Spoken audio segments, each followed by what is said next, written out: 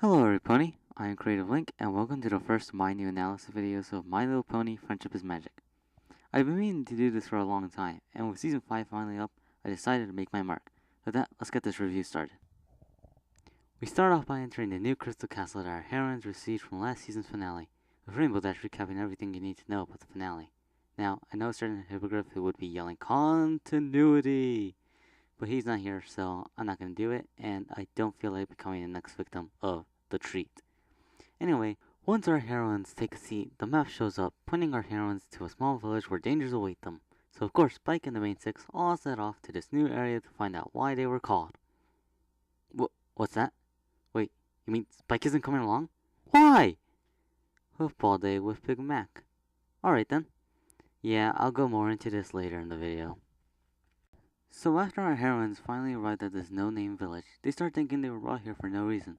However, Pinkie Pie, like I, is thrown off by these smiles saying they weren't right. I mean, just look at these smiles. They creep me out. It's the classic holding an innocent smile until it becomes creepy. Not to mention they all have the same cutie mark and the equal sign. The only one who isn't bothered by this is Fluttershy, who actually takes a huge liking to the village and the pony folks. After exploring the village, we are introduced to Party Favor and Double Diamond, who take them to see their founder of the town, Starlight Glimmer. Wait, Starlight Glimmer. That sounds really familiar, but I can't put my finger on it. Oh well. Starlight tells our heroines how happy she is to have them here and experience true friendship. Saying it would be easier to show than to explain, Starlight leads us to the first musical number of the season in our town. I have to say, this is a really well done musical. The beat was nice and the lyrics match our philosophy. However, this song confirms our worst fear. Communism exists in My Little Pony. Dun dun dun dun! Okay, I'm sorry, let's just move on. After thinking there is no problem in this village besides it being weird, we meet a new pony named Sugar Belle. Sugar Belle, Party Favor, and Night Glitter explain the whole situation in town, but not before pulling one of the most creepy entrances ever. Jeez, add that to the list of nightmares I'm gonna have tonight. We soon learn that all the cutie marks of the villagers are kept in the cave in the Cutie Mark Vault. After being led by Starlight, we learn the cutie marks are removed by the staff of Samus, a creation of Star Swirl the Bearded. Huh? Wait, it's not Star Swirl the Bearded? Who the heck is Mage Meadowbrook? An Eastern Unicorn. Oh, okay. Of course, as Gio Akbar would say. It's a trap! The main six had their cutie marks removed, and to be honest, it's kinda scary how they were removed. I mean, they were just ripped right off, and then just placed along with the rest of the cutie marks. Well, either way, the main six are then in prison and forced to go through brainwashing procedures. While in prison, the main six decide to send the master of all spies to rescue their cutie mark, Fluttershy. During Fluttershy's dangerous mission, she stumbles upon the surprising fact that Starlight Glimmer has her own cutie mark. Dun dun dun dun. With this information, Fluttershy and the rest expose her for the fake she is with the whole village watching it. It's here that we learn that the staff is actually fake and it's been Starlight's magic all along. Of course, like Phoenix Wright villains, she starts having a breakdown and oh dear god, that is truly terrifying. Well, Five Nights at Freddy, looks like you have competition. With this, Starlight loses all the villagers' trust and runs off with the main six cutie marks. She runs towards to a cave in the mountains that if she gets to, there will be no hope of finding her. All hope seems lost until Double Diamond, Party Favor, Sugar Belle, and Night Glitter come to rescue. With her cutie marks back, we get to see their special talents for the first time. Although, I'm not exactly sure what Night Glitter's special talent is. This is personally my favorite part of the whole premiere. This chase scene kept me at the edge of my seat. One of the biggest reasons I really love this scene and premiere is that it breaks a pattern. Usually when fighting the villain, the main six use the elements of harmony or some sort of powerful magic to blast and defeat the villain.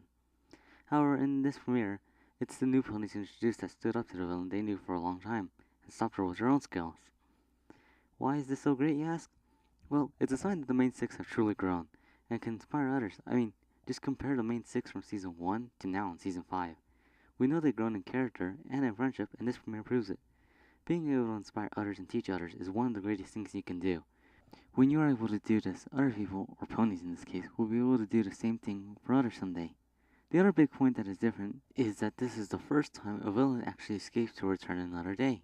Up until now, the villains have either been reformed, sealed away, again, blasted into who knows where, or just been plain killed. However, Starlight just runs off into the case with a clear anger that she'll get her revenge someday. With Starlight gone, Thanks to Twilight and her friends, the ponies of, whatever this village is called, now understand what friendship really is. The main six cutie marks start flashing signifying that they have completed their mission. This premiere was nothing but pure goodness. I don't think we ever had a stronger premiere before.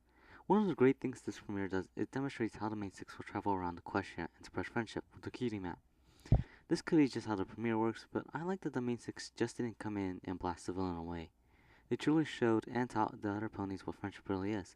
And then the ponies who learned friendship came out and helped the main six when they needed it, like true friends. I hope the rest of the traveling episodes do something similar to this. This could just be me, but the animation looked even better and smoother than before. Of course, this could just be me.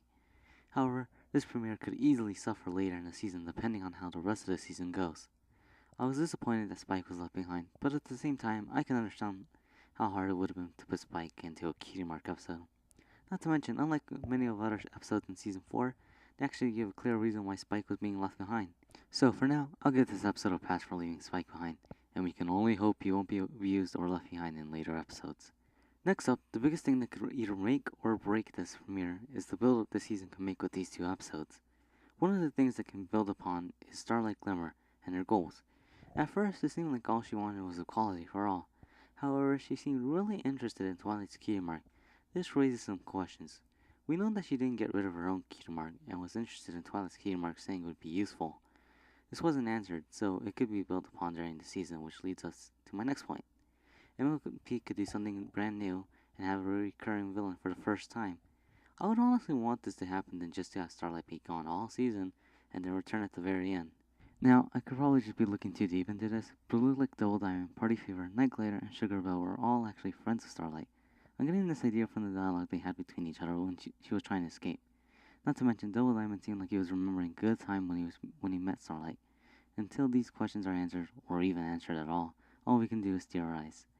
Now, I'm gonna have to come clean and be a bit nitpicky, and say I'm personally disappointed in the concept they try to use, but failed in my eyes. The concept of equality that Starlight tried to show in the main six comes from the short story called, I'm gonna butcher this, Harrison Bergeron.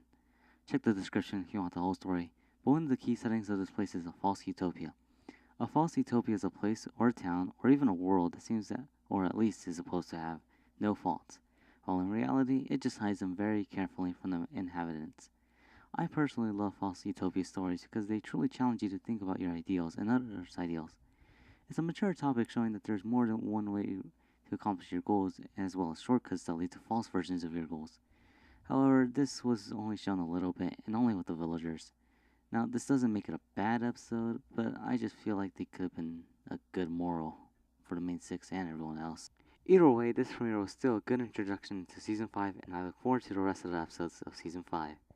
Before I sign out, I want to explain to you that I'm still a high schooler with no job, which means I have no money, so don't expect a good mic anytime soon. This is also my first time working on something like this, and I'm doing it by myself, so you can expect these videos to suck. I'll do my best to make good quality videos, but it still may suck. So I ask you to bear with me and listen to my thoughts on my videos, and try to look past the horrible work, please. Leave a like, comment, and subscribe to my channel if you want more of my work. While you wait for my next video, check some of the best MLP reviewers I've seen, like Silverquill, FOB Equestria, and Dr. Wolf. Until then, this has been Creative Link, looking forward to the next episode.